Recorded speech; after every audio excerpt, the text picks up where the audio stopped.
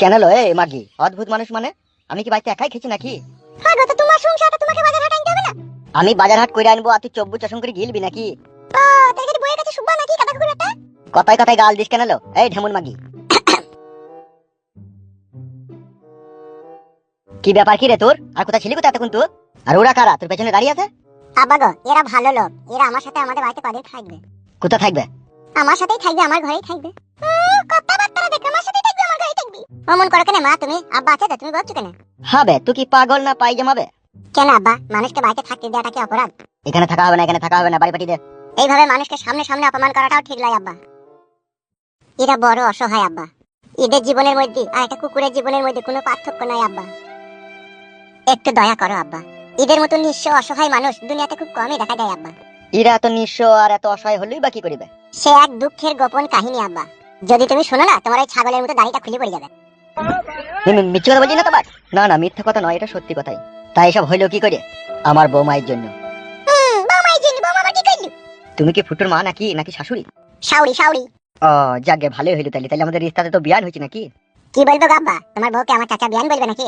না না, বাড়িতে তো জায়গাই হবে না, তা বিয়ান ফ্যান ওসব বললেও কোনো লাভ হবে না, ও চলে যেতে বল।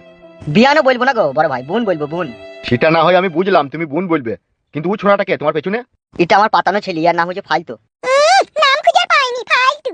এসব চিনা নাই, পরিচয় নাই, পত্র নাই, এসব বাড়িতে জায়গা হবে না রে ফুটো, ছোড়া তাড়ি দে। আব্বা গো, তোমাকে একটা কথা বলবো আব্বা। তোর কথা ভাল লাগি না, তোর ওদিকে বাড়ি থেকে তাড়ি দে। শোনো না আব্বা, আমার বয়সের কোনো গাছপালা নাই গো, আছে আব্বা? সব গাছপালা মরে শুকিয়ে কাঠ হয়ে গেছে। কিন্তু আমি তোমার এমনই একটা ছেলে, তোমার কাছে কোনোদিন কিচ্ছু দাবি করিনি। তাই বলছি আব্বা, তুমি এক সপ্তাহের মতো হইলেও এই দুজনকে বাড়িতে একটু আশ্রয় দাও আব্বা। তুই বাল জিদ ধরিস কেন বলতো? ফুটু বাপ, তোমার বাপ যদি নাই মানে তাহলে আমরা চলে গেছি বাপ, ফালতু অশান্তি ঝগড়া করো না বাপ। কেন, তোমাদেরকে কি তোমার বৌমার বাড়ি ঢুকতে দিবে না নাকি?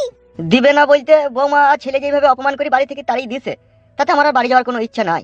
দরকার পড়ে আমি টেনে গলা দিয়ে ভিক্ষা করে খাবো, সেও ভালো, কিন্তু বাড়ি যাবো না আর। বুঝতে পেরেছো বোন? বিশাল কষ্টের জীবন আমার, এই কষ্টের শেষ নাই। ঠিকই বলছে গো দিদা। এই বাসে চাপা খেয়ে দিদা তুই আবার। বাপ ফালতু কোনো তো শব্দ করিস না। ও যে কদিন থাকবে ও কোনো কথাই বলবে না, ও বুবা হয়েই থাকবে। এই শোন, বলো আব্বা। এক সপ্তাহ থাকা হবে না, যদি দিন চারেক যদি থাকতে পারে তা থাকুক, আর না থাকলে চলে যেতে বল। কি করবা গো? আব্বা বলছে 4 দিন থাকতে দেবে। ঠিক আছে তাই হবে, 4 দিনই থাকবো। 4 দিনই থাকবে আব্বা। বেশ ঠিক আছে, তুই যে ঘরে থাকিস ওই পাশের ঘরে ওদিকে জায়গা করে দিগা। ঠিক আছে আব্বা।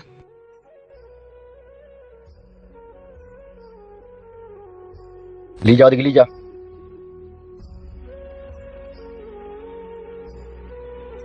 চাচা দেখি কোনো লাভ নাই, ঘরে এসো, এরকমই লোক আমার আব্বা। হ্যাঁ বাপ, চ ঘরে চ।